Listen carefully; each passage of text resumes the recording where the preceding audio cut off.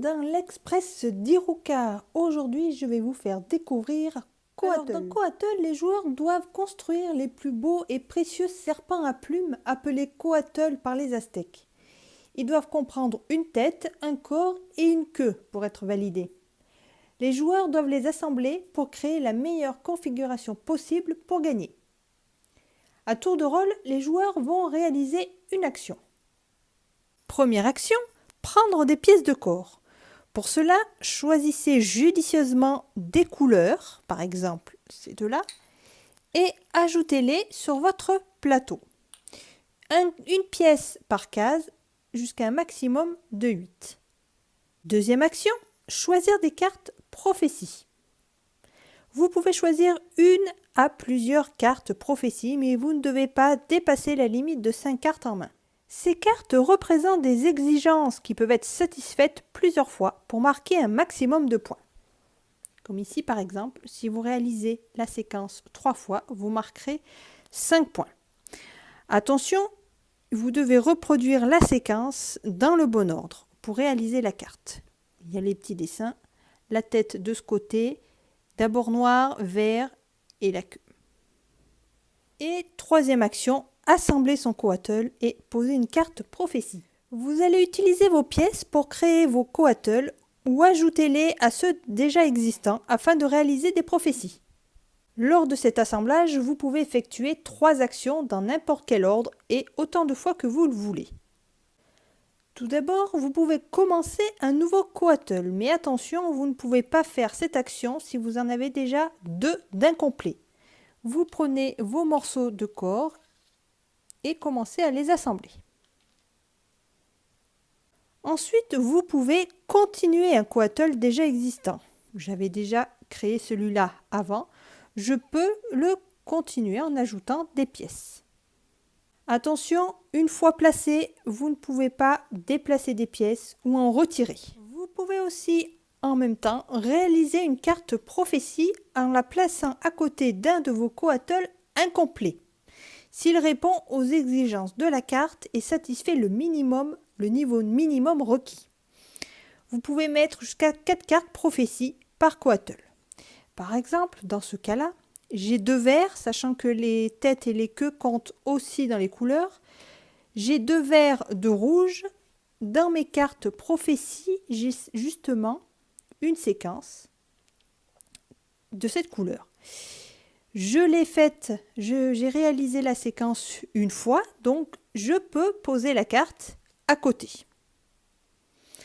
Je peux très bien continuer mon Coatl tant qu'il n'est pas terminé avec une queue et rajouter des cartes prophétie à la suite. Dans l'autre cas, je peux très bien rajouter cette carte aussi qui me demande des parties de corps uniquement bleues. Je dois réaliser le niveau minimum, ça veut dire au moins minimum 3 corps bleus de départ. 1, 2, 3, j'en ai 3, je peux déjà poser la carte. Pareil, les cartes ne peuvent pas être déplacées une fois qu'elles sont posées. Une fois qu'un Coatl est complété avec une tête et une queue, vous ne pouvez plus le modifier ni ajouter de cartes. Et si vous pouvez réaliser une carte temple ici qui va vous apporter des points bonus à la fin. Mais ces cartes auront aussi des exigences pour pouvoir gagner des points. Une fois complétées, ici j'ai réalisé ces 2 cartes prophétie. J'ai décidé de m'arrêter ici. Je déplace mon Coatl de côté avec les cartes que je retourne de l'autre côté.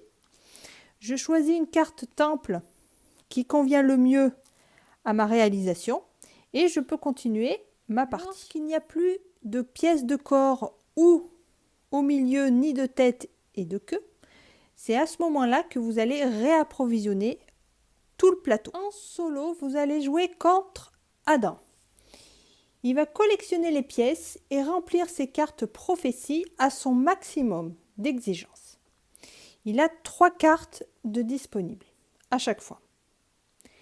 Il choisit ses pièces en commençant par la carte la plus à gauche et en sélectionnant les pièces dans l'ordre horaire. Par exemple, pour sa première carte, il a besoin de jaune, bleu ou vert. On regarde la première couleur qu'il va avoir besoin. Il y a le vert.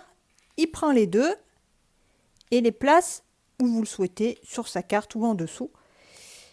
La rouge, n'ayant pas besoin de rouge, elle est défaussée.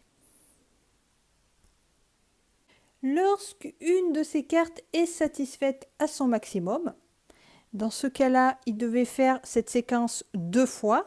De plus près. Hop. Il l'a fait, de jaune, de bleu, de vert. La carte est mise de côté pour les points en fin de partie. Et les pièces restantes vont se répartir sur les autres cartes. Là, il faut du jaune et du rouge. Hop, du bleu, il n'y en a pas besoin, donc c'est défaussé. Et du vert, il y en aura besoin ici. La partie prend fin, soit lorsque vous terminez votre troisième coatl, ou alors s'il ne reste plus aucune pièce sur le plateau ni dans les sachets. Vous comptez vos points en fonction des cartes prophéties associées à vos serpents.